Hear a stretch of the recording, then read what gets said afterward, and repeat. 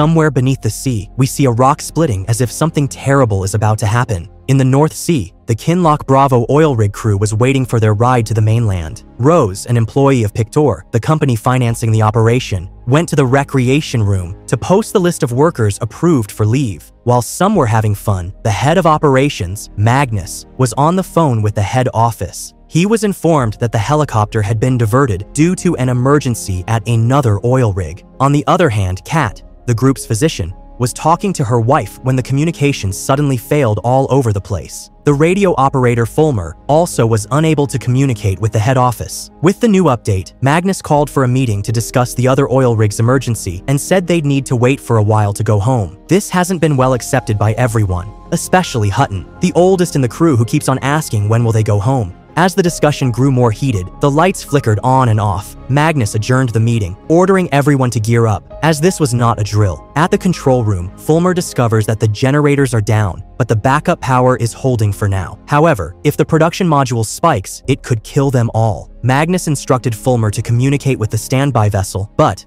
they're experiencing the same problem. The whole rig started to shake tremendously, and Alwyn reported that the pressure was rising. While Rose wanted the operation to continue to reach their quota, but Magnus ordered Alwyn to shut it down for the sake of their lives. Magnus went to the heliport to try contacting the standby vessel via walkie-talkie. As he reached the heliport, he felt a tremor that lasted about 10 seconds. After the tremor, everyone was shocked when they saw a large fog bank moving towards them. Magnus instructed Fulmer to go up to the tower to check the wiring, as it might be the cause of the communication failure. Baz asked Magnus if he could go up with Fulmer in exchange for Magnus's seat on the helicopter. Magnus agreed, allowing Baz to go up with Fulmer. Fulmer was able to fix the radio, and they were about to go down. Fulmer went down ahead, and as Baz was about to descend, he noticed a dead bird. At the bottom of the ladder, Hutton and Magnus were waiting when, suddenly, a body fell from above. They soon realized it was Baz. Magnus called for medical attention, and then Kat arrived at the scene while Fulmer came down, stating that he didn't know what had happened because Baz went down last. Hutton, however, doesn't believe him because he notices that Baz's harness is unclipped. Kat rushed Baz back into the medical room and confirmed that Baz was in critical condition and needed immediate medical attention. Hutton is frustrated because he knows that help won't come because of the fog. Rose shows Magnus that the pipelines have no pressure, which means they are not the only rig experiencing the problem. Back in the medical room, Baz suddenly wakes up and begins having some vision of the ground cracking under the sea. Lars goes to Magnus' office to confront him because of the current condition of Baz and demands a chopper. Magnus reminds Lars that everyone is his responsibility and leaves. This gave Lars the opportunity to sneak up to his desk and find a memorandum from the company that made him furious. Hutton spoke to the other workers, revealing that he had read a memorandum from Pictor stating that the company would be shutting down all their oil rig operations. He challenged Magnus to tell the truth, and finally, Magnus admitted that it was indeed true. While they were talking, ashes began falling from the sky. Baz suddenly appeared and said, "It's too late, it already started." He was led back to the medical room and was asked by Rose about what he said. Baz didn't remember stating anything. What he remembers is that at the tower, when they were finished fixing the comms equipment, he started looking at the fog and saw something out there. Suddenly, Baz went crazy because of Kat getting blood on him and yelled that they weren't listening to his warning about the wave coming. Kat was able to put Baz to sleep. However, she was still in disbelief that Baz had survived such a fall. When the others were gone, Baz suddenly woke up and checked his wounds, which were healing quickly on their own. In the recreation room, the crew notices a light by the window and realizes that it's the standby vessel. Alwyn orders Lek to go up to the helideck and get the Morse code from the vessel that is signaling. Lek proceeded to the deck and got the message from the vessel, which was asking for help. Magnus told Fulmer to signal using the deck lights to find out what they knew. Magnus went to the kitchen to see Chef Murch. He ordered him to start rationing the food starting tomorrow. Lars is being aggravated from being locked up on his room while Easter is guarding the door. While some of the crew were having lunch, Heather asked if what Baz mentioned as a wave was referring to a tsunami, but Alwyn answered that, according to Rose, a tsunami was impossible in their area. Back in the clinic, Baz woke up again and checked his wounds. Suddenly, most of his wounds had healed, but when he looked at himself in the mirror, he saw a vision of the rig getting destroyed. He immediately went to his room. However, he felt a tremendous pain coming from his tooth. His mouth was somehow rejecting his gold tooth. Rose entered Magnus's office with some samples of the ash to analyze and told Magnus to keep everyone inside to be on the safe side. Fulmer joined the conversation, saying that they were communicating with the vessel using lights. However, if morning comes, they would no longer be able to do that, and the vessel could crash into them. He added that if they wanted to evacuate, they needed to do it tonight. Rose disagreed because if they left the rig without a valid reason, it could lead to breaching the contract. Magnus ordered Fulmer to advise the SBV to keep coming because what he valued most was the lives of his crew members. Kat approaches Magnus to tell him that Baz is missing. Then, Magnus asks Kat to do a search operation. While Alwyn was checking the deck, he saw Baz drawing something on the window. He then approached Baz to check if he was okay. Baz said that his head was full of noise and that he shouldn't have survived the fall. Alwyn touched Baz, and suddenly, the lights flickered on and off, causing Baz to have another vision. He then ran away. Lek, who had just returned from the helideck,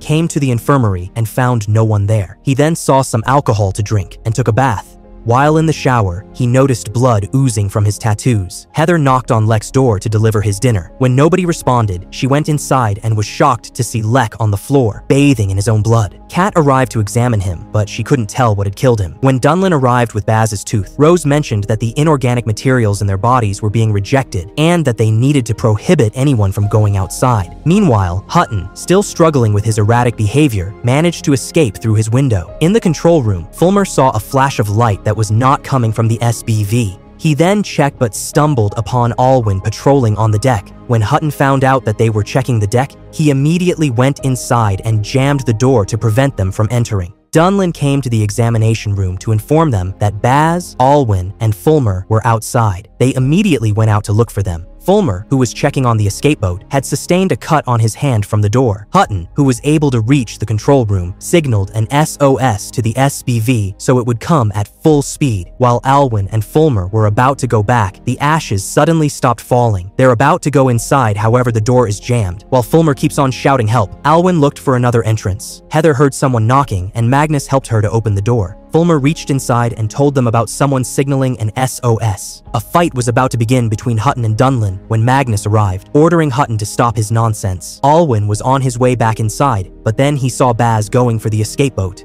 He then rushed down to Baz, and the man appeared. Alwyn tried to persuade him to go back with him. However, Baz insisted on staying so he could see the light. Alwyn dragged Baz, telling him that they needed to leave, but suddenly, Baz strangled Alwyn until he vomited water. Dunlin, who was looking for the missing crew, found them and warned about an incoming wave caused by a ship changing course. Baz dropped Alwyn and ran away. Luckily, Dunlin was able to save Alwyn from the wave, and Magnus rushed to perform CPR. Kat arrives and asks them if he has been in the water because he died from drowning. Rose, who continued studying the ashes, found out that it carries a parasite that is looking for a host and repairs its wounds because it's searching for a healthy body. She later spoke with Magnus, and they decided to draw blood samples from all the workers to observe any reaction when mixed with Baz's blood. While the crew were having breakfast, Heather noticed that the fog had cleared, but the standby vessel was now on fire. She suggested checking on the vessel, but Dunhill quickly dismissed the idea, saying it was impossible. Fulmer was walking down the hallway and saw Baz sneaking into the laboratory. Baz told him that the light needed them. Then, Rose arrived and saw that Baz had stolen her blood sample and managed to escape. Magnus presided over the morning briefing, informing the crew that they still had no communication with the office, but they needed to keep the rig disinfected and organized. He assigned 2 groups of workers to search for Baz. As the search began, Baz dropped his stolen blood sample into the water. While the search continued, Magnus and Rose were in her office. Magnus told her a story he had heard about the Sargasso Sea, where a fog had once appeared. According to the story, when the fog lifted, the ship was unable to move because the sea was filled with seaweed, as if the ship had been stuck in a forest. Rose dismissed it as just a story, but Magnus said that seaweed had been returning to the area in recent years, and wondered if the myth might be true after all. Kat, reviewing Rose's study on the ashes, was intrigued when Rose revealed that the ashes were identical to those found 300 million years ago during the Great Dying at the Permian period, an era when nearly all life on Earth went extinct. This event occurred at the location where their vessel was currently situated. Meanwhile, Baz, now in the oil pit, placed his hands near the spilled oil, and to his surprise, the oil began to move as if it had a life of its own, but he hides when he saw James was looking for him. James, who saw the spored oil, called for help, however Baz rushed him. Hutton and Dunlin looked for James and found him lying on the floor with blood on his hand. Hutton and Dunlin exchanged a look. Meanwhile, Heather, Easter, and Merk, the chef, made up the other group. Their search led them to witness a strange phenomenon, a plant growing in the oil. Suddenly, the rig shook with a tremor, and the power was cut off. Magnus instructed Fulmer, who was locked up in the medbay, to restore power. Meanwhile, Heather ventured into the mud pit room and discovered Baz, who was still surrounded by the growing plant in the oil. She tried to convince him that the group wanted to help him, but Baz explained that he had to defend the life within the water. Garrow then appeared and told Heather that he and Baz were both defending it. When the two groups reunited, Hutton realized Heather was missing and decided to go back to the mud pit to search for her. He grabbed a flashlight and, as he flashed the light, he saw that Garrow and Baz had left, and Heather was nowhere to be found.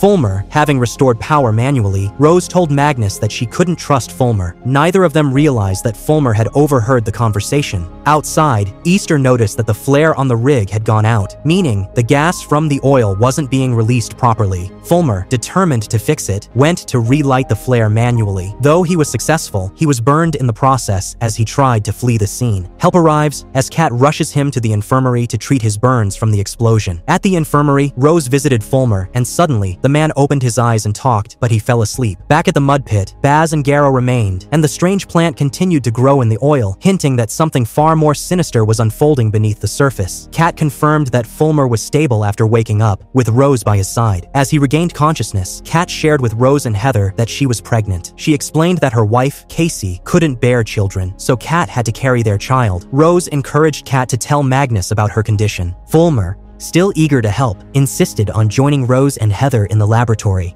There, he asked how Baz was able to communicate with the parasite, as Baz kept insisting that it needed to be protected. Rose explained that parasites could communicate through a process called quorum sensing, a chemical communication method akin to language for humans. As they discussed this, Fulmer began unconsciously drawing in a circular motion on the surface before him. Meanwhile, Baz was attempting to open the well at the production module. Rose quickly realized they needed to launch the Bullseye, a remotely controlled underwater machine. At the same time, Dunhill noticed new equipment near the mud pit and questioned Magnus about it. Magnus explained it was a new piece of equipment, still not operational. The Bullseye, operated by Eastern, was successfully launched. It unlocked the well, releasing pressure and restoring communication with the vessel. Workers, relieved, attempted to contact their families. Kat managed a brief video call with Casey, who showed her the fog outside their house. However, the communication cut out once again. Magnus called a meeting, and Kat informed the group that Casey had called the Pitcore office and was told that the workers at Kinloch Bravo were fine. However, Hutton,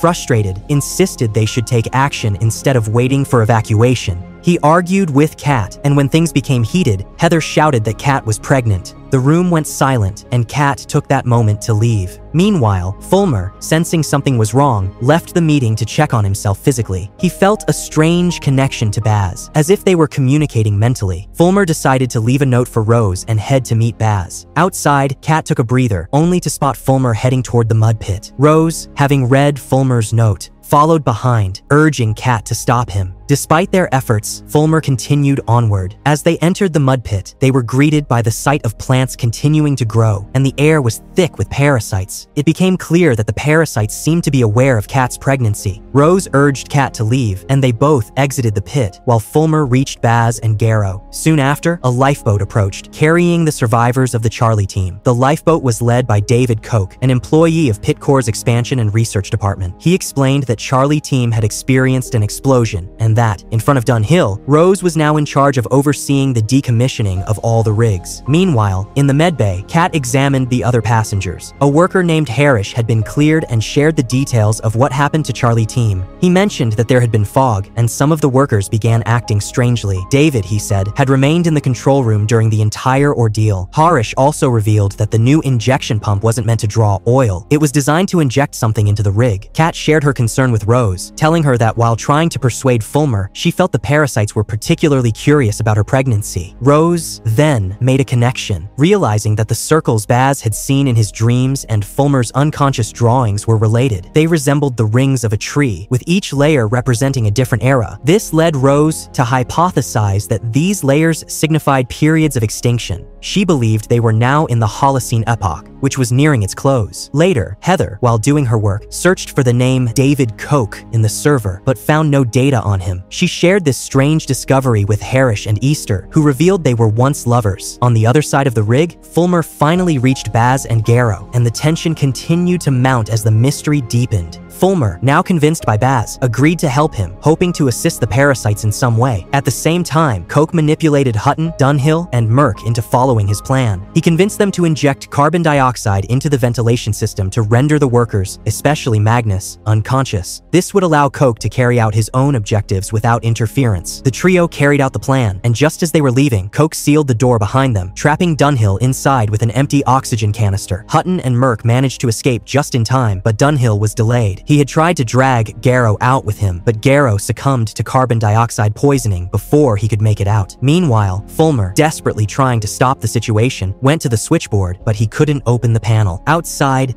Hutton instructed Merk to call the control room and inform Magnus of their predicament. Kat and Rose arrived shortly after, and, with no time to waste, Rose used Hutton's oxygen mask to venture inside and search for Fulmer. She found him and managed to open the panel, stopping the release of carbon dioxide before it could do any more damage. As they left the room, Baz collapsed, unconscious from inhaling the gas. Magnus, now fully aware of the escalating dangers, interrogated Harris about the events that led to the explosion at Charlie's rig. Harris revealed that Koch had pushed the limits with the injection pumps, which was the cause of the explosion. Koch had insisted on using the pumps to kill the parasites, referred to as the ancestors. Pictor had been incurring significant losses due to these parasites, which is why they wanted to eliminate them so they could resume operations without interference. Koch, now cornered, confessed that he had known about the parasites all along, and the pump was designed specifically to kill them. Magnus conveyed the unsettling truth to the group, and opinions were divided. Rose, feeling sympathetic toward Baz, wanted to help him, but Fulmer, who was no longer able to communicate with Baz, felt hopeless. Nevertheless, Magnus, Rose, and Fulmer made their way to Baz, passing the lifeless body of Dunhill along the way. Meanwhile, Koch, having manipulated Harish, ordered him to launch the injection pump in the control room. Harish, determined to expose Koch's true intentions, switched on the speaker, allowing everyone to hear their conversation. Koch informed Harish that a helicopter was on its way to pick up the survivors. Moments later, the chopper appeared on the horizon. Back at the rig, Magnus, Rose, and Fulmer reached Baz. They explained that they wanted to help him, to listen to the ancestors and understand what they truly needed. However, Baz shook his head, saying it was too late and that he could no longer communicate with them. Despite their pleas, Baz refused to leave. The workers were then given the chance to board the two helicopters, but Baz remained on the rig. As the helicopters ascended into the sky, a massive tsunami suddenly struck the rig. The workers, now safe in the air, breathed a sigh of relief, knowing they had narrowly escaped the devastating wave. But on the second helicopter, Koch revealed the truth to the passengers. They were not heading to the mainland as they had hoped. When Magnus asked where they were going, Koch refused to answer, leaving the passengers in uneasy silence as the chopper continued its mysterious flight.